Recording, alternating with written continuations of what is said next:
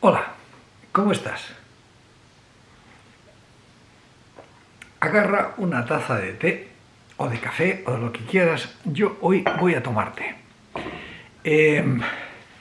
Vamos a ver. Primero que todo, muchas gracias por tu atención a mi canal y a este video en concreto, que espero que te resulte interesante. Y bueno, me gustaría ver lo que dices en los comentarios. Nos vamos a salir un poco, solo un poco, de la temática de la leyenda de España y de su imperio, las Indias, todo esto, el tema de estudio de los historiadores hispanistas, hispanistas, no hispanófilos. Bueno,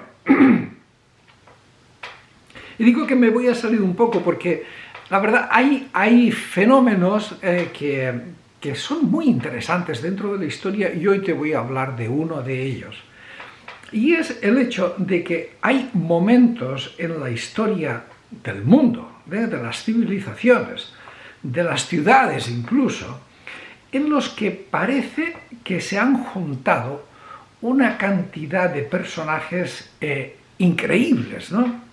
Hombre, por decir algo, por empezar con algo, ¿no?, que podría ser muy conocido por todos, es la Grecia antigua, ¿no? La Grecia, no ya tanto la Grecia de Pericles, que también, sino la Grecia de los grandes pensadores, de los grandes filósofos, de Pitágoras, de Arquímedes, Sócrates, Platón, Aristóteles, Anaximandro, y muchos nombres más, es decir, y junto con ellos pues los poetas, historiadores. ¡Wow! Parece que hay un momento en la historia de Grecia en la que pues no hay escasez de talento, de genio, no solo de genio filosófico o literario, sino incluso de genio práctico, de genio matemático, de genio militar, de genio ingenieril, arquitectónico. Arquímedes, nada menos, ¿no? Que consiguió volver locos a los romanos con sus ingenios para destruir su fuerza militar. Entonces, claro, y oye, y uno dice, ¿y ahora dónde están los griegos? ¿A dónde se han ido? O sea, parece ser que hay pues más de 2000 años de historia en la que Grecia desaparece del panorama intelectual, ¿no? Y uno dice, caramba, ¿no? ¿Cómo será eso? O sea, da la impresión de que se concentraron todos en una época. Supongo, lo que pasa es que la ignorancia ahí me gana, supongo que en otras épocas del mundo antiguo pasarían cosas muy parecidas. Supongo que hay épocas de la cultura egipcia, del antiguo Egipto, en donde pasarían cosas similares, o en la historia de la India, o en la historia de China, que es tan desconocida. Pues mira, soy una víctima más de ese manejo de la historia no global, eurocentrista, en donde sabemos muchas cosas de Europa y prácticamente nada sobre la historia de los demás países, la historia de la India, por ejemplo, ¿no? Que algún día te hablaré de esto. Es decir, yo últimamente me ha dado curiosidad por saber más cosas de la India y estoy alucinando, pero literalmente alucinando. Es decir, no tenemos ni idea de las cosas increíbles, fantásticas, estupendas que estos hicieron cuando en Europa todavía vivían en cavernas. Bueno, pues lo que te decía, lo de los griegos, ¿no? Pero hay muchas más. Podrías hablar, por ejemplo, de la época del Renacimiento. Oye, en el Renacimiento da la impresión de que en unas cuantas ciudades de Italia, y probablemente especialmente en Florencia, pero bueno, digamos unas cuantas, en Florencia, en Padua, en Milán, quizá algo también en Venecia, pues hay una explosión de talento artístico, ¿no? Es decir, oye, pues pintores, escultores, poetas, de todo, ¿no? Es la época de Leonardo da Vinci, del Giotto, de Michelangelo, de Rafael. Entonces, bueno, y muchos más. ¡Wow! Entonces dice, fantástico, ¿no? ¿Y por qué no salieron antes? ¿Y por qué no salieron después? ¿No? Es decir, porque, bueno, siempre, vamos a ver, en Italia siempre ha habido artistas abundantes, ¿no? O sea, no ha habido escasez de artistas, de talento artístico, pero hay que reconocer que como lo del Renacimiento, no. Bueno, pero espérate, también hay oleadas de estas en todas partes. Hubo una oleada en España, por ejemplo. En España, el siglo XVI, o sea, los años 1500, desde el año 1500 hasta el año 1600, un poquito más del 1600, quizás hasta el 1630, pues igual ocurre una especie de avalancha de personajes absolutamente fantásticos, alucinantes. O sea, no solamente pues en el mundo de las artes, que desde luego los hubo, es decir, bueno, pues el siglo de oro. El siglo de oro que no es exactamente todo el siglo XVII, o sea, sino, bueno, es más o menos desde la mitad del siglo XVI a la mitad del siglo XVII, más o menos. Pero es que el siglo de oro de los artistas, de las letras, el siglo de oro de las letras españolas, pues con Cervantes, con Lope de Vega, con Calderón de la Barca, con Quevedo, en fin, muchos. Pues esto ya es notable de por sí, o sea, pero es que también hay una constelación, más que una constelación, hay cantidad de galaxias, de estrellas en el mundo de la ciencia. Miguel Servet, por ejemplo, es uno de ellos, pero no es el único, es el más conocido. Pero bueno, matemáticos, astrónomos, físicos, geógrafos, lo que quieras. Es decir, fue alucinante la cantidad de gente brillante española que hubo en esos momentos, específicamente en esos momentos. Y en todos los órdenes, y en los órdenes como militares. Santos, San Ignacio de Loyola, San Juan de la Cruz, Santa Teresa de Ávila, santos absolutamente impresionantes, ¿no? Fíjate tú, nada más, con solo mencionar a San Ignacio de Loyola, uno puede decir, ya con este ya has completado toda una época, pero es que había muchos más, y así. O bueno, es la época también pues, de los tristemente famosos conquistadores, que eran unos salvajes, pero hay que reconocer que hicieron cosas muy impresionantes, es decir, recorrieron América de arriba a abajo en pocos años, relativamente en pocos años, y con unos medios muy rudimentarios, casi pues caminando y sin mapas y sin nada de nada se lanzaron a explorar selvas, cordilleras, ríos, sin tener ni idea de dónde estaban y en condiciones de lo más hostiles. Es decir, uno puede criticar la brutalidad, la ignorancia, la salvajada de gente como Francisco Pizarro, o como Diego de Almagro, o como, bueno, muchos otros, Núñez de Balboa, pero no deja de ser impresionante lo que hicieron. Y todos son de esa época también, ¿no? Claro, entonces uno puede llegar y preguntar y dice, bueno, ¿pero qué pasó? ¿Y de dónde salieron?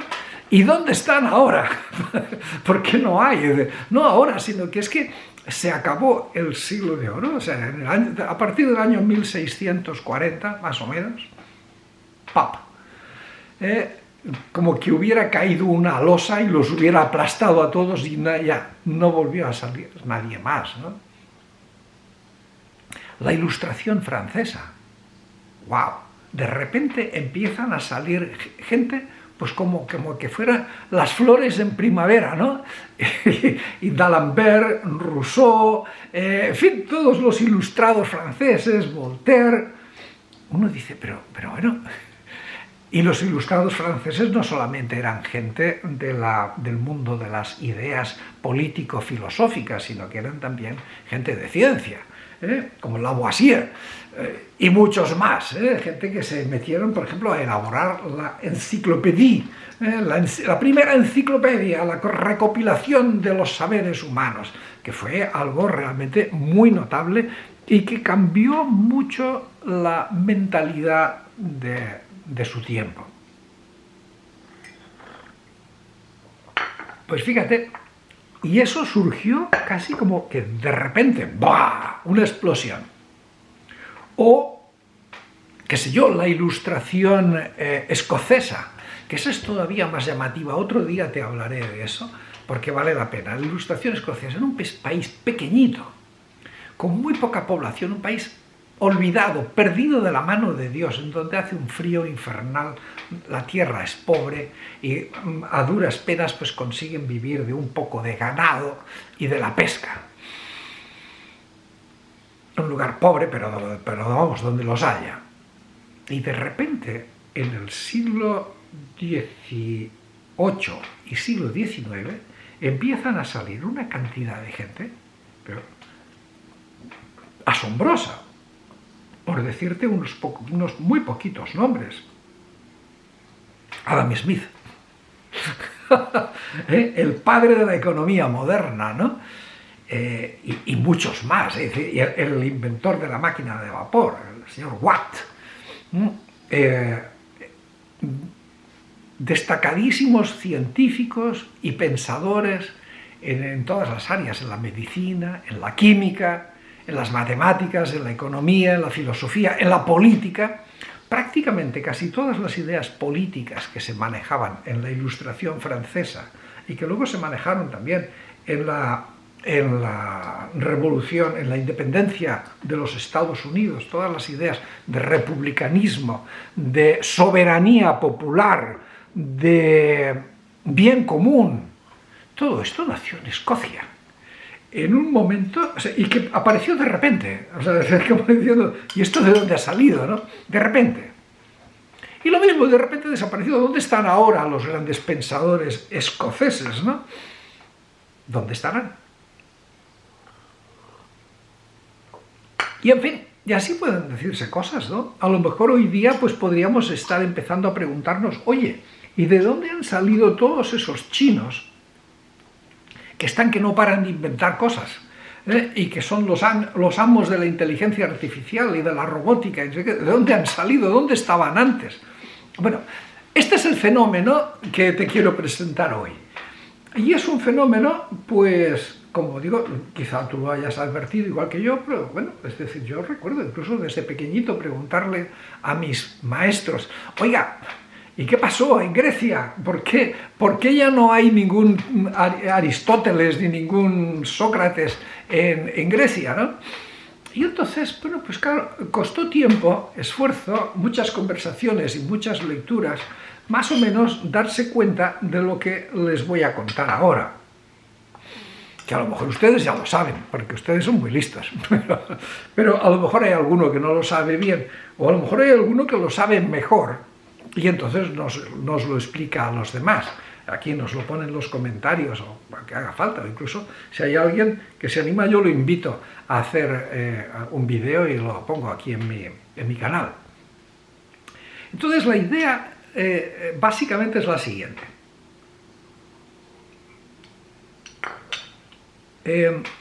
La humanidad es constante. La humanidad es constante, es decir, en la España de estos momentos hay gente, pues como cualquier otro, como Cervantes y como Miguel Servet y como San Ignacio de Loyola y como Francisco Pizarro y como los españoles de la actualidad no son peores que los españoles del siglo XVI, no, en absoluto. Ni los griegos de hoy son más tontos o menos listos que los griegos del siglo II y del siglo III antes de Cristo, ¿no? No lo son. Entonces, ¿qué es lo que ocurre? Las semillas están ahí, es decir, están ahí. Y cuando se dan las circunstancias apropiadas, las circunstancias materiales, de hecho, las circunstancias materiales apropiadas empiezan a surgir, empiezan a florecer. ¿Por qué hubo esa cantidad de artistas en el Renacimiento? Bueno, pues porque hubo familias como los Medici y como otras familias que tenían mucho dinero y que entonces querían fundamentar su reputación más que en conquistar toda Italia, en tener los mejores edificios, las mejores pinturas, las mejores esculturas, las mejores iglesias. Era como una demostración de poder. ¡Wow! Y así. O por ejemplo, otro que no te he mencionado antes, ¿no? Yo no sé si te has dado cuenta, pero que entre el siglo XVIII y el siglo XIX hay una increíble floración de músicos alemanes y austriacos, en fin, pero del área germánica, ¿no? Es la época de los Bach, los Mozart, los Beethoven, los Liszt, los etcétera, etcétera, los que tú quieras, los Chopin, los que tú quieras mencionar. Hay docenas de genios saliendo en Alemania. ¿Y por qué no salieron antes? ¿Y por qué no siguen saliendo? ¿Por qué no hay ahora mismo un Mozart en Viena? Pues bueno, pues también una vez más es lo mismo, se dieron unas condiciones materiales apropiadas. Empezó a haber en Alemania, después de las feroces guerras de religión, empezó a haber un tiempo de paz y un tiempo de prosperidad, donde la gente pues empezaba a tener más ganas de fiesta, de música, de pasárselo bien. Y como en aquellos tiempos pues no tenían internet, ni tenían Spotify, ni tenían YouTube, ni nada de eso, la gente iba a los teatros y llenaba los teatros. Y era el gran entretenimiento del día, pues era ir al teatro y pasar casi el día entero viendo una ópera. ¡Wow! La ópera duraba 4 horas con intermedios y todo, y la gente comía, y no sé cuántas. Y era un drama. O la gente iba a las iglesias. Es la época de las grandes también, de las grandes obras musicales religiosas. Y entonces, pues claro, Bach era el músico de una iglesia. Y entonces la gente decía, oye, que queremos más música, que no nos conformamos aquí con rezar. Y entonces el tipo preparaba oratorios y preparaba conciertos para que el órgano de la iglesia sonara como la gloria celestial. Y la gente estaban encantados y entonces pues había dinero para eso, les pagaban. Entonces un chico de aquella época, en vez de querer ser futbolista del Real Madrid, pues quería ser organista de la catedral de Colonia, porque era donde se ganaba más. Si toco el órgano muy bien, soy organista de la catedral de Colonia, me haré muy famoso, ganaré mucho dinero y las mujeres estarán locas por mí. Con lo cual se daban las circunstancias para que aparecieran gentes como Mozart, como Beethoven, como todos estos, ¿no? Y antes no, y después tampoco, porque después ya empezó a haber muchos más y empezó a haber más tecnología, más entretenimiento. Claro, hoy día, si hoy día los Beethoven de hoy día que existen y los Mozart de hoy día que sí existen, pues dice, bueno, ¿yo para qué me voy a dedicar a esto, no? Es decir, ¿para qué me voy a pasar estudiando piano durante no sé cuántos años y al final voy a acabar pues dando clases de piano a unos niños que no les interesa para nada y que están aburridísimos? Entonces los Beethoven y los Mozart de hoy día dicen, ¿para qué? Aprendo piano para mí mismo, pero mejor voy a conseguirme un empleo en Google o en un banco. Y entonces, pues eso, Google y los bancos deben estar llenos de Mozart y de gente así, ¿no? De Verdis. Entonces, claro, es que son las circunstancias materiales que se dan, ¿no? En la España de ese siglo que te digo, pues se daba, primero, España se dan unas circunstancias únicas, que teniendo prácticamente 2 reyes completamente indignos, estúpidos, bueno, no tanto estúpidos, pero indignos, poco inteligentes, con pocas cualidades. Es decir, los reyes de España del siglo XVI, que son 2, dos, nada más que dos, son Carlos I y Felipe II, que para la leyenda rosa son lo máximo de lo máximo. Mira, estos reyes, tú los pones al lado de Pedro el Grande, el zar Pedro el Grande de Rusia, y son dos imbéciles, así de simple, lo digo clarito. Los pones al lado de Isabel I de Inglaterra, que fue contemporánea de ellos y que incluso casi se casa con Felipe II, y Isabel I les da 10 vueltas a los dos juntos. Digo como persona, no como país. O sea, es decir, la Inglaterra de la reina Isabel Tudor, era una Inglaterra pequeña, pobre, miserable, ridícula, ante una gran potencia como España. Una gran potencia que no la habían hecho estos dos inútiles, sino que se había dado por otras circunstancias. Pero el caso es que, fíjate tú, que el mérito de que haya esa explosión de personalidades impresionantes no se debe a ninguno de estos dos reyes. Más bien, ellos recogen una cosecha que ya de algo que se venía dando, que era de siglos en donde España es multicultural. Y no solamente multicultural, sino que está muy interconectada con lo mejorcito del conocimiento de la cultura de aquel momento, que era la cultura islámica. Esa cultura islámica que tanto reniegan los de la leyenda rosa, los nacionalistas, racistas, neofascistas. Entonces, eso fue el alimento, el sustrato en donde crecieron unas personalidades absolutamente increíbles, con una apertura de mente y con unos conocimientos que no se han vuelto a replicar más, ¿no? Y entonces, claro, uno dirá, bueno, es que eso fue gracias a lo que hizo, qué sé yo, pues Cisneros, o lo que hizo Carlos I. No, en absoluto, en absoluto. Las cosas funcionan con un cierto retardo, es decir, lo que está sucediendo en la generación presente no es el mérito de los gobernantes de ahora, sí, o el demérito, sino que es como que dice, es una proyección, es el resultado de varias generaciones con sus aciertos y sus fracasos. Y que a veces salen cosas que ni te imaginas, y salen cosas por casualidad. O sea, yo no creo que en el siglo XII la gente se puso a pensar, vamos a diseñar unas políticas para que en el siglo XIV y XV salga el Renacimiento italiano. No, en absoluto. Es decir, sino que se dieron unas circunstancias que luego acabaron, pues eso, con que en el año 1400 y pico y 1500, ¡wow!, el Renacimiento italiano explota.